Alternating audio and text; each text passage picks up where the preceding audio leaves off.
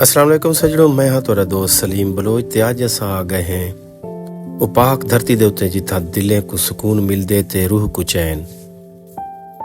ਇਹ ਸਖੀ ਸਰਵਰ ਦਾ ਮੇਲਾ ਜਿੱਥਾ ਹਰ ਸਾਲ ਹਜ਼ਾਰਾਂ ਲੋਕ ਅਕੀਦਤ ਦੇ ਨਾਲ ਹਾਜ਼ਰੀ ਦਿੰਦੇ ਨੇ।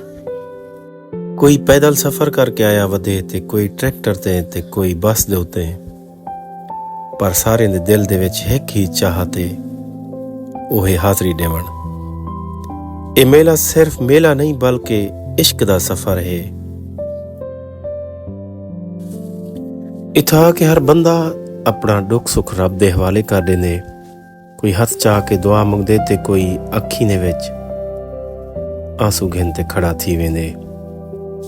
ए दरबार सुकून दा दरिया है, बालें दी हसी ते झूले दी मस्ती, ए मंजर दिल को खुशी नाल भर देंदे।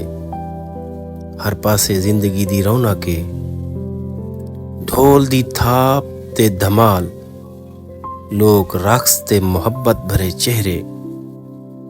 ए साड़ी सराइकी सकाफत दी सच्ची तस्वीर है।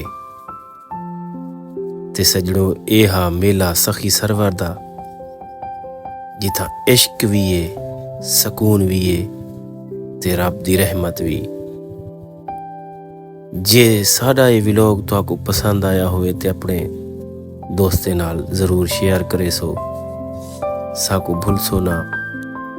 साकू दे सो इजाजत ते अल्लाह निगहबान।